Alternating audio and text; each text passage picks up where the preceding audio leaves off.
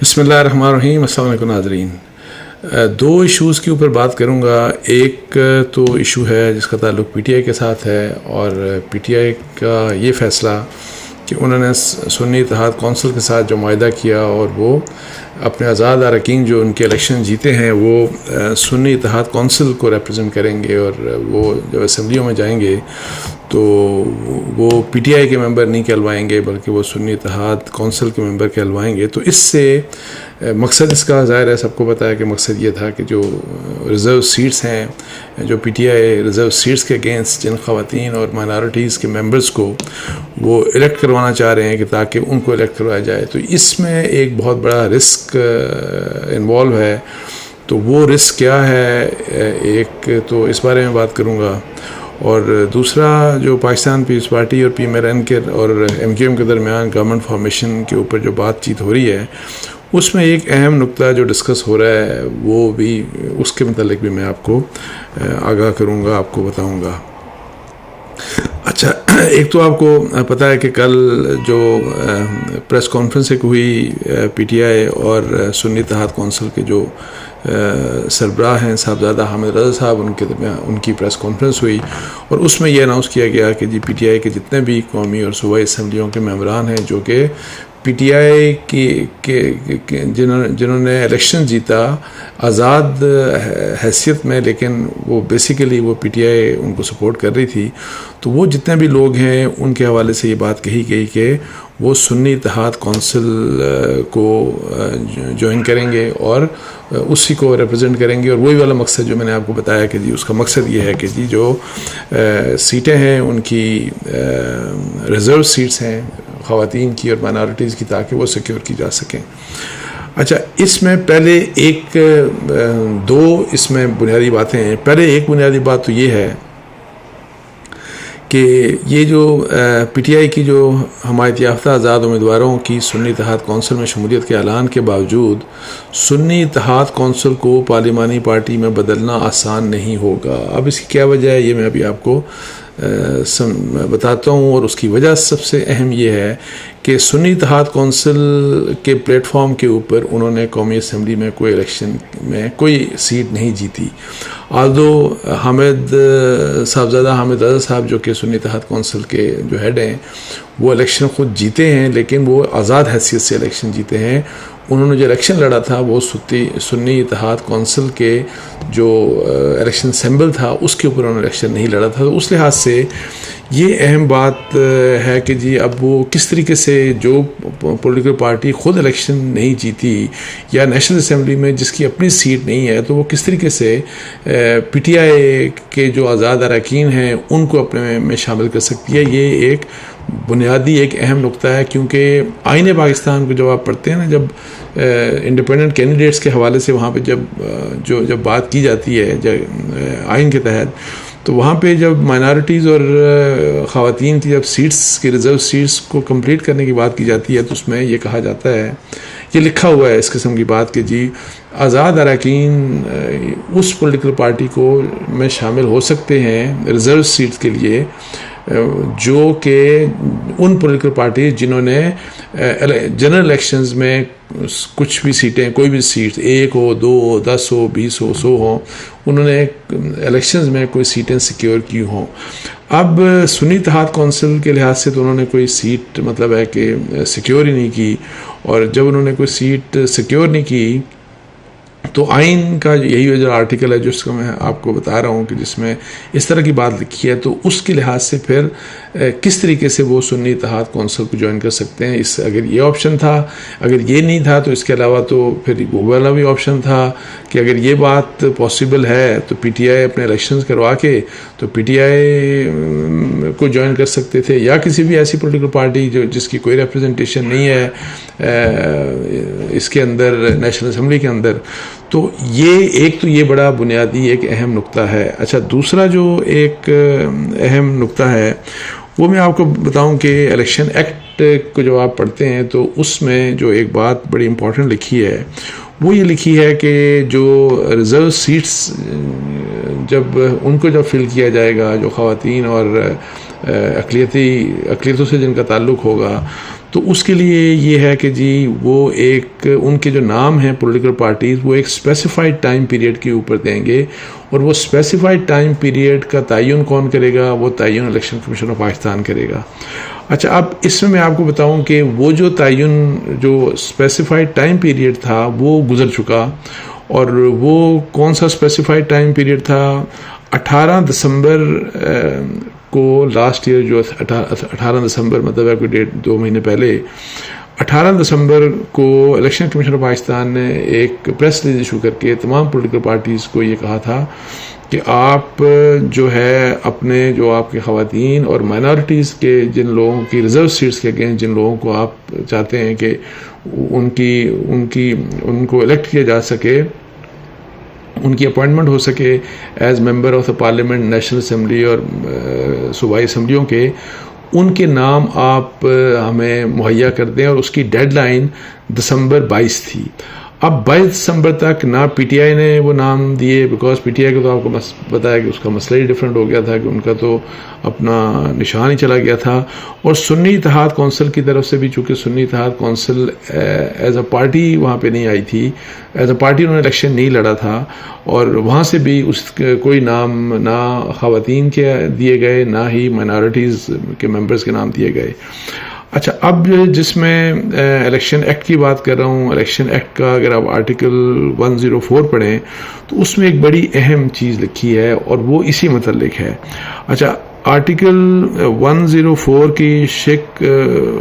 4 جو ہے اس کے مطابق وہ اب کیا کہتی ہے، ذرا آپ سن لیجئے گا تو آپ کو سمجھ آ جائے گی کہ مخصوص نشستوں کے لیے پارٹی فہرستیں، کسی اسمبلی میں اقلیتوں یا خواتین کے لیے مخصوص نشستوں پر الیکشن کے لیے انتخابات لڑنے والی سیاسی جماعتیں، ان مخصوص نشستوں کے لیے الیکشن کمیشن کی جانب سے مقررہ تاریخ کے اندر خواتین اور اقلیتوں کے لیے مخصوص نشستوں کی علیحدہ فہرست بدرجہ ترجیح کمیشن کے پاس، صوبائی الیکشن کمیشن کے پاس، کسی مجاز افسر کے پاس، یا پھر جیسا کمیشن ہدایت جاری کرے جمع کرائیں گی، جو یہ فہرست فوری طور پر عوام کی معلومات کے لیے شائع کرائیں گے۔ شرط یہ ہے کہ کاغذات نامزدگی جمع کرانے کے لیے مقررہ تاریخ گزرنے کے بعد سیاسی جماعت کی جانب سے جمع کرائی گئی فہرست، جو کہ اس کیس میں 22 دسمبر لاسٹ ڈیٹ تھی، میں بدرجہ ترجیح یا پھر نئے ناموں کی شمولیت کے حوالے سے کوئی تبدیلی ہوگی، نہ رد بدل ہوگا، یعنی کہ نہ کوئی آپ نام ایڈ کر سکتے ہیں، نہ کوئی آپ نام اس میں سے کوئی تبدیل کر سکتے ہیں۔ تو یہ تو نام دیے ہی نہیں، تو یہ نام کس طریقے سے ایڈ ہوں گے؟ اور میں آپ کو بتاؤں کہ میری کچھ دن پہلے بیرسٹر گوہر صاحب سے بات ہوئی تھی، جو کہ چیئرمین ہیں پی ٹی آئی کے، اور ان سے جب بات ہوئی تو انہوں نے بھی یہ کہا کہ یہ ایک رسک ہے، بالکل ایک ہم رسک ایک لے رہے ہیں، اور کیونکہ ہمیں شبہ ہے، ہمیں شک ہے کہ جس طرح میں جو بات کر رہا ہوں کہ اسی قسم کی interpretation election commission of Pakistan کر دے گا، اور اگر اس قسم کی الیکشن کمیشن آف پاکستان جو ہے وہ انٹرپریٹیشن کرتا ہے تو پھر ان کو یہ ریزرو سیٹس نہیں ملتی۔ اب مسئلہ یہ ہے کہ انہوں نے پولیٹیکل پارٹی کو مطلب ہے کہ سنی اتحاد کونسل کو جوائن کر لیا۔ اب سنی اتحاد کونسل کو تو جوائن کر لیا، اور اگر ان کو ریزرو سیٹس نہیں ملتی تو پھر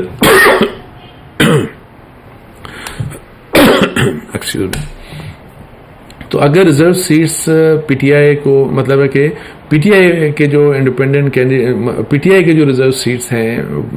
وہ اگر سنی اتحاد کونسل کے نام کے اوپر بھی اگر ان کو وہ سیکیور نہیں کر پاتے تو یہ اب یہ رسک ہے کہ جی ان کی جو اپنی آئیڈینٹی ہے وہ بالکل ٹوٹل مطلب ہے کہ ظاہر ہے وہ کمپرومائز ظاہر ہے وہ تو آلریڈی ہو چکی، لیکن جو چیز وہ حاصل کرنا چاہ رہے تھے وہ حاصل نہیں کر سکیں گے۔ لیکن ایکسپیکٹڈ یہ ہے کہ اس کیس میں اگر الیکشن کمیشن آف پاکستان اسی قسم کا فیصلہ کرتا ہے کہ جس قسم کا مطلب ہے کہ اپریہنشن ظاہر کرتے ہیں بیرسٹر گوہر صاحب، اور جو میں آپ کو پڑھ کے سنا رہا ہوں، اگر اسی کو اسی طرح سے بالکل سادہ الفاظ میں جسے پڑھا گیا اسی الفاظ کے مطابق اگر امپلیمنٹیشن کرتے ہیں، تو اگر ان کو ریزرو سیٹس نہیں ملتی تو ظاہر ہے وہ ہائی کورٹ اور سپریم کورٹ میں جائیں گے، اور پھر کورٹ یہ فیصلہ کرے گی۔ اور یہاں پہ میں یہ آپ کو بتاؤں کہ میرا خیال ہے کہ جو وکلاء ہیں ان کے پی ٹی آئی کے، وہ یہ کہہ رہے ہیں کہ جی چونکہ اگر اس قسم کی ان کو ریزرو سیٹس نہیں ملتی سنی اتحاد کونسل کو جوائن کرنے کے باوجود، تو پھر پارلیمنٹ کمپلیٹ نہیں ہوگی، بیکاز ریزرو سیٹس جو ان کے بہاف کے اوپر جو ریزرو سیٹس کے اگینسٹ جن لوگوں کو الیکٹ ہونا ہے، تو اگر وہ الیکٹ نہیں ہوں گے تو وہ نہ نون لیگ کو مل سکتے ہیں، نہ پاکستان پیپلز پارٹی، نہ کسی اور جماعت کو، تو پارلیمنٹ کمپلیٹ نہیں ہوگی۔ تو اس لحاظ سے اب دیکھنا یہ ہے کہ پھر ہائی کورٹ اور سپریم کورٹ کیا فیصلہ کرتی ہے، لیکن یہ بات اس قسم کی ہے کہ جس میں ایک رسک ڈیفینیٹلی انوالو ہے اور بڑا رسک انوالو ہے پی ٹی آئی کے لیے۔ اچھا، دوسری جو میں بات آپ سے کر رہا تھا وہ پاکستان پیپلز پارٹی اور پی ایم ایل این کے درمیان اور ایم کیو ایم کے درمیان جو آج کل بات چیت ہو رہی ہے گورنمنٹ فارمیشن کے متعلق، تو اس میں آپ کو ایک اہم بات بتاؤں کہ اس کا جو اہم ترین ایک اہم نقطہ ہے جس کو ابھی تک میڈیا میں جس کو ہائی لائٹ نہیں کیا گیا، جہاں پہ ایک سائڈ کے اوپر تو یہ چیزیں بھی ظاہر ہے یہ اس کے اوپر ڈسکشن ہو رہی ہے کہ جی پریزیڈنٹ کون بنے گا، کیبنٹ میں شامل ہوگی پاکستان پیپلز پارٹی کی نہیں، گورنرز کس کے ہوں گے، پھر پروونسز میں چیف منسٹرز کس طرح سے ہوں گے، پیپلز پارٹی کو کہاں کہاں شیئر ملے گا، ایم کیو ایم کو کتنی وزارتیں ملیں گی، واٹ ایور، یہ سارا کچھ، اور یہ کہ جی یہ سب کچھ جو ہے ڈسکس ہو ہی رہا ہے، لیکن ایک اہم نقطہ یہ بھی ڈسکس ہو رہا ہے اور یہ بڑا concern P M L N کا ہے، بیکاز پرائم منسٹر ان کے بننے جا رہے ہیں، وہ یہ کہ اب جس طرح پہلے گورننس ہوتی تھی اس قسم کی گورننس ہم افورڈ نہیں کر سکتے۔ پاکستان جس قسم کی سچویشن ہے پاکستان اس وقت جو فیس کر رہا ہے، اس میں یہ کہ جی بہت ہی لازم ہے کہ ہماری گورننس جو ہے وہ بہت اچھی ہونی چاہیے، اور اس کا مراد یہ ہے کہ اس طرح نہیں ہوگا کہ جی آپ کہیں جی کہ مختلف محکموں میں اپنے اپنے لوگ بھرتی کرنے والی جو رواج ہے، اس رواج کے ساتھ آپ جو ہے وہ حکومت اگر کریں گے تو چیزیں امپروو نہیں ہوں گی۔ پھر یہی والی بات کہ جی پرائیویٹائزیشن، پی آئی اے کی پرائیویٹائزیشن، پھر یہ جو ڈسکوز ہیں، ڈسٹریبیوشن کمپنیز ہیں، یہ جو بجلی کی، ان کی جو پرائیویٹائزیشن ہے، اور اسی طریقے سے جو مختلف حکومت کے جو مختلف محکمے ہیں، ادارے ہیں جو کہ بہت نقصان دیتے ہیں حکومت کو، ان کی جو پرائیویٹائزیشن ہے۔ سو پیپلز پارٹی کا آپ کو پتا ہے کہ اس میں نقطہ یہ ہے کہ وہ پرائیویٹائزیشن کے خلاف ہیں، لیکن یہ نکات اس وقت بہت ڈسکس ہو رہے ہیں، بیکاز یہ، اور پھر یہ کہ جی ٹیکس کا جو نیٹ ہے اس کو براڈن کرنا ہے، یعنی یہ جو مسائل ہیں گورننس سے ریلیٹڈ، اس میں بعد میں کوئی رکاوٹ پیدا نہ ہو، اس کے اوپر کوئی سیاست نہ ہو، اور اگر بڑے فیصلے کرنے پڑے، پرائیویٹائزیشن کرنی پڑے، آپ کو ٹیکس نیٹ کو بڑھانا پڑے، آپ کو یہ جو بزنس مین ہے ان کے اوپر آپ کو ٹیکس لگانا پڑے، تو یہ وہ چیزیں ہیں کہ جب یہ چیزیں کی جائیں تو پھر اس میں جو پولیٹیکل پارٹیز خاص طور کے اوپر گورنمنٹ میں جو بیٹھے ہیں کولیشن پارٹنرز، ان میں ایک یکسوئی ہونی چاہیے، اور اس میں ان معاملات کے اوپر سیاست نہیں ہونی چاہیے، بیکاز اگر وہی والی بات ٹپیکل آپ نے اپنا ویو اس طرح سے لیا، اور پھر وہی والی کہ جی اگر بیسک ریفارمز نہ کر سکے گورننس کے لحاظ سے، اداروں کے لحاظ سے، تو پھر جس قسم کے چیلنجز پاکستان فیس کر رہا ہے اس وقت، جس میں اکانومی کے لحاظ سے خاص طور کے اوپر، سو گورننس ٹھیک نہیں ہوگی اور اس کے فنڈامنٹلز ٹھیک نہیں ہوں گے تو ہماری اکانومی پاکستان کی ٹھیک نہیں ہو سکتی۔ تو یہ بھی ایک اہم نقطہ ڈسکس ہو رہا ہے، اور یہ جو مجھے جو اطلاعات ہیں میری، کہ اس کے اوپر جو ایگریمنٹ جب بھی ہوگا تو ان چیزوں کے اوپر بھی مطلب لکھت پڑھت کے ساتھ یہ فیصلہ کیا، یہ جو ایگریمنٹ ہوگا، تاکہ تمام پارٹی جو کہ حکومت میں بیٹھے ہیں وہ پابند ہوں کہ جو چیزیں ہیں، جس قسم کے ریفارمز کی ضرورت ہے، تو اس میں کسی قسم کی بعد میں کوئی ڈفرینسز پیدا نہ ہوں۔ اس کے ساتھ ہی مجھے اجازت دیجیے گا۔ جزاک اللہ۔ السلام علیکم ورحمۃ اللہ۔